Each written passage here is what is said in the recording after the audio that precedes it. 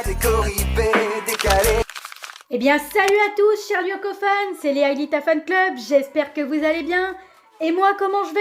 Bah écoutez, super, la pêche comme d'habitude. Et encore plus depuis que j'ai sorti ma dernière vidéo. En effet, elle a fait un énorme carton, franchement je m'y attendais pas. Ça m'a fait extrêmement plaisir de recevoir tous ces commentaires constructifs, bienveillants et positifs.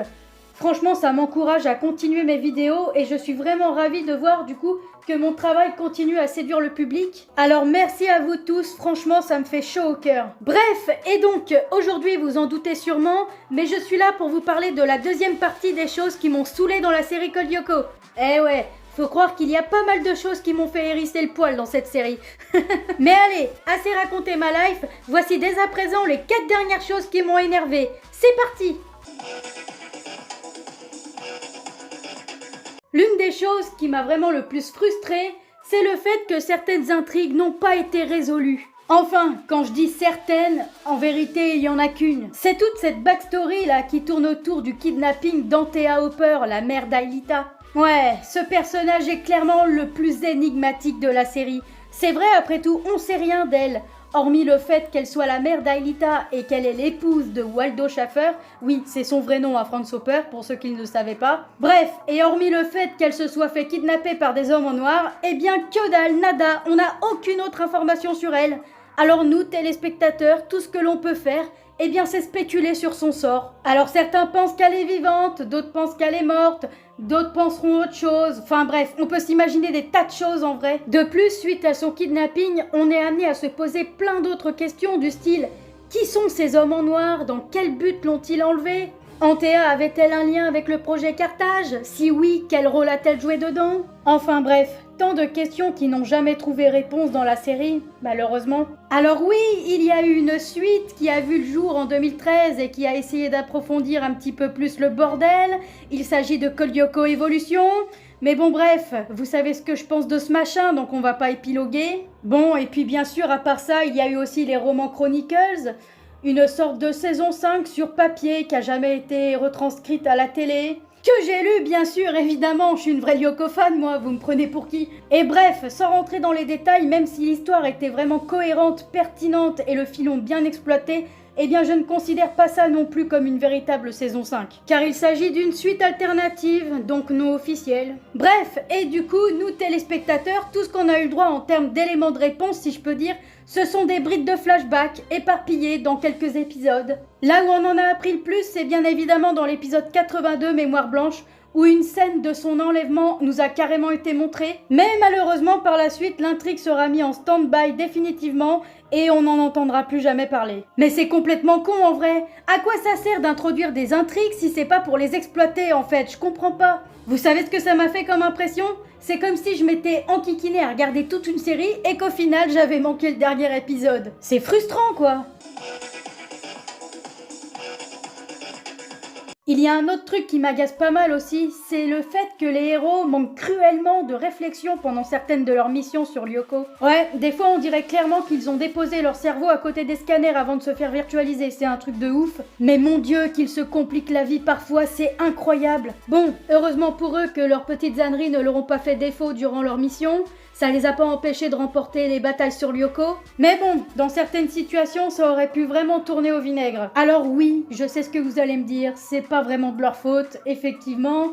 Puisque si les personnages étaient logiques, l'épisode se terminerait au bout de la 10e minute, ou voire même de la 5e. Et c'est vraiment pas le but d'avoir des épisodes hyper courts comme ça. Donc il faut bien faire passer un petit peu les personnages pour des grosses quiches, afin de faire durer le plaisir. Et bref, en fouinant dans les épisodes, j'ai fini par tomber sur de grosses perles en termes d'erreurs stupides, notamment dans l'épisode 66, Renaissance, où à un moment donné dans celui-ci, il y a une espèce de course-poursuite entre William sous le contrôle de Xana et Aelita dans le 5e territoire, car ce dernier cherche à plonger la jeune fille dans la mer numérique. Ça dure un petit moment et puis finalement, elle finit par se faire piéger dans un cul-de-sac et William arrive.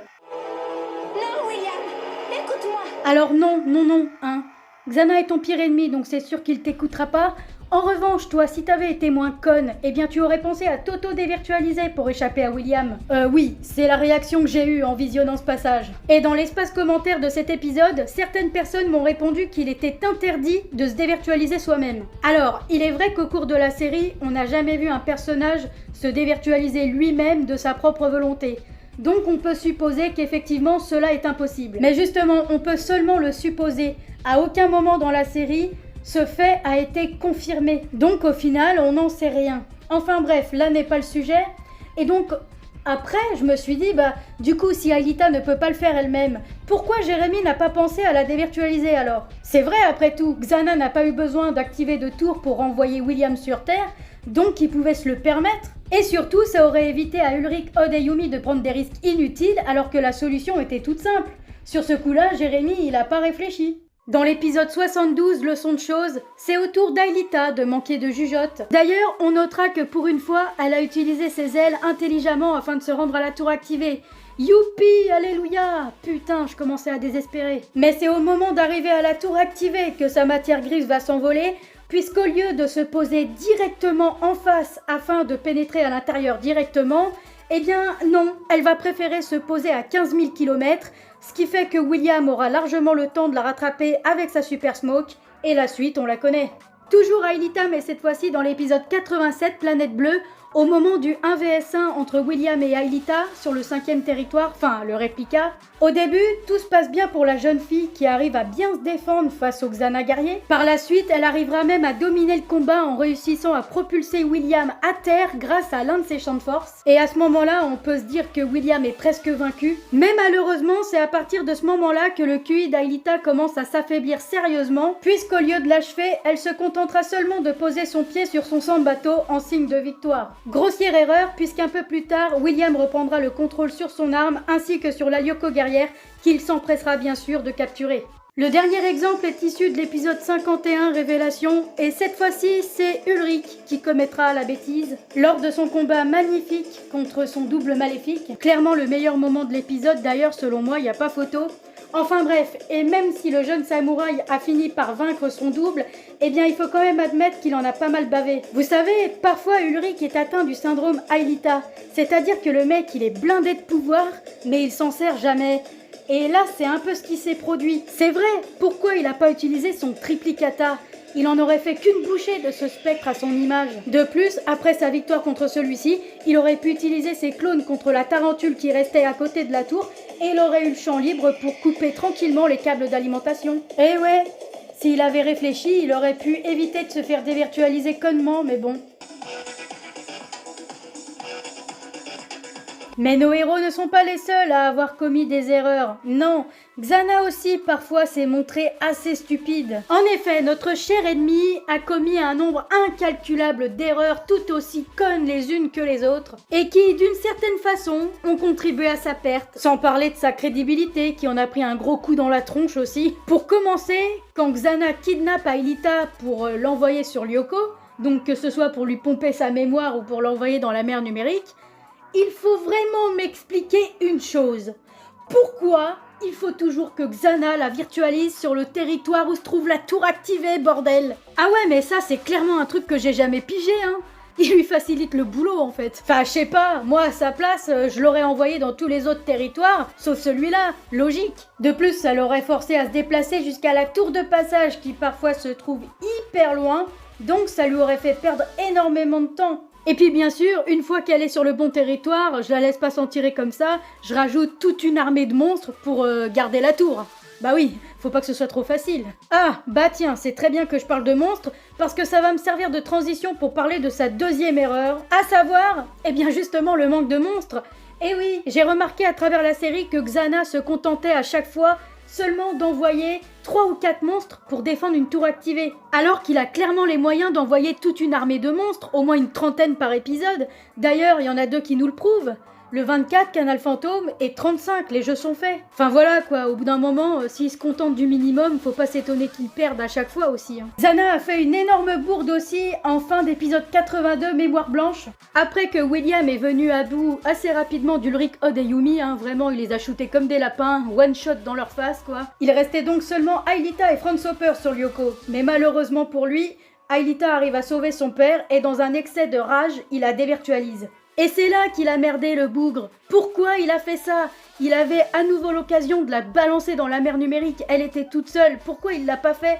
Eh ben j'ai la réponse, tout simplement parce que les méchants ne peuvent pas gagner dans ce genre de série, et que si Xana avait réussi son coup, eh bien elle se serait terminée à l'épisode 82. Voilà, c'est tout con. Alors, j'ai repéré aussi une autre erreur dans l'épisode 28, Terre Inconnue, mais alors là, il s'agit plus de ma réflexion personnelle. Donc, libre à vous d'être d'accord avec ce que je vais dire ou pas. Et donc oui, c'est dans cet épisode-là que les héros découvrent pour la première fois le 5e territoire. Mais justement, j'ai cogité longuement sur la question et je me suis dit que c'est Xana, en fin de compte, qui leur a fait découvrir ce territoire. Parce que s'il avait jamais eu l'idée de kidnapper Aelita pour l'envoyer là-bas, eh bien peut-être que les héros n'auraient jamais eu connaissance de son existence. Enfin, si, je pense qu'au bout d'un moment, Jérémy aurait fini par le découvrir, mais c'est vrai que pendant toute la première saison, les héros n'avaient aucune connaissance d'un 5e territoire. Aelita elle-même l'ignorait alors que c'est la gardienne de Lyoko. Mais justement, elle est là son erreur à Xana. Il a fait découvrir à ses pires ennemis une base de données géante qui regorge d'informations sur lui, sur le monde virtuel, qui donne accès à plein de programmes différents via les interfaces numériques. Alors oui, le but de Xana là, c'était d'envoyer Aelita dans les tentacules de la méduse, mais je sais pas, il aurait dû deviner que ses ennemis seraient par la suite curieux et essaieraient de fouiner dans ce territoire. Enfin, oui je sais, je vais chercher un peu loin là, mais bref, vous voyez ce que je veux dire ou pas? Et enfin, pour conclure, la 8e et dernière chose qui m'a vraiment fait péter les plombs, c'est la romance Ulrich-Yumi. Franchement, j'en peux plus de ces deux-là. Enfin, si on peut appeler ça une romance, hein, déjà pour commencer, parce que bon, un coup on est ensemble, un coup on n'est plus ensemble, un coup on est jaloux, un coup on est juste amis et c'est tout. Enfin, avec eux, en fait, on sait jamais sur quel pied danser. C'est vraiment chiant. Je veux pas dire, mais William et Sissy passaient peut-être pour les gros relous de service, mais au moins, eux, ils savaient ce qu'ils voulaient. Alors oui, ils se sont pris des râteaux, des gros vents, ont subi des humiliations, mais au moins ils ont eu le courage d'avouer à leur crush leurs sentiments, et c'est très remarquable. Enfin bref, je m'éloigne un petit peu du sujet là du coup. Et donc oui, pour en revenir à Ulrich et Yumi, tout le monde sait depuis le début de la série qu'ils sont amoureux. Nous spectateurs, on en a conscience dès le premier épisode, enfin si on regarde la série chronologiquement bien sûr. Et eux-mêmes, les personnages entre eux, le savent très bien aussi qu'ils se plaisent l'un l'autre. Mais il n'y en a aucun des deux qui va oser faire l'effort de faire le premier pas. Et c'est ça qui est vraiment chiant. Non mais le pire dans tout ça, c'est qu'ils arrivent à se faire des crises de jalousie alors qu'ils sont même pas en couple. Non mais à un moment donné, il faut se poser les bonnes questions. Si t'as un comportement aussi jaloux, c'est qu'il y a forcément quelque chose de plus fort qu'une simple amitié derrière. Et dans ce cas, il faut crever l'abcès, faut pas rester comme ça. Ils ont eu énormément d'occasions dans la série de s'ouvrir leur cœur, mais au lieu de ça, ils ont préféré se contenter d'une relation plate du début à la fin, et c'est vraiment dommage. Alors bien sûr, je peux comprendre que c'est jamais facile d'avouer ses sentiments à quelqu'un, que l'on a peur de la réaction de l'autre et qu'on est un peu timide. Sur 2 saisons, je dis pas, ça peut passer crème, mais sur la série entière, là par contre, non, merde. Enfin, je sais pas, au bout d'un moment, il faut qu'il y en ait un des deux qui se dise « Allez, je prends mon courage à deux mains, on y va, tant pis si ça marche pas, mais au moins j'aurais essayé ». Et puis ça nous évitera surtout de tourner autour du pot pendant 4000 ans. Comme ça, l'affaire sera réglée et basta queer, terminé, on n'en parle plus. Ah ouais, non mais sans déconner, leur relation m'a insupporté à un tel point que dans l'épisode 22 routine, j'en suis venue à souhaiter que Ulrich sorte avec Emily. C'est pour vous dire. Bon, et bien voilà, chers Lyoko-fans, malheureusement, toute bonne chose a une fin. Comme d'habitude, j'espère que vous avez passé un agréable moment. Et comme je l'ai dit en début de vidéo, je suis extrêmement contente de voir que mes vidéos continuent à plaire aux gens. Franchement, au départ, je pensais même pas que ma chaîne allait marcher. J'ai mis une vidéo comme ça en ligne juste pour voir au départ ce que ça allait faire, juste pour me marrer, quoi. Donc, encore une fois, je vous dis à tous un grand merci. Merci également à Roms qui m'a fait un petit coup de pub sur sa chaîne. C'était très inattendu et il n'était pas obligé. Mais allez, je vous ennuie pas plus longtemps et je vous dis à très bientôt.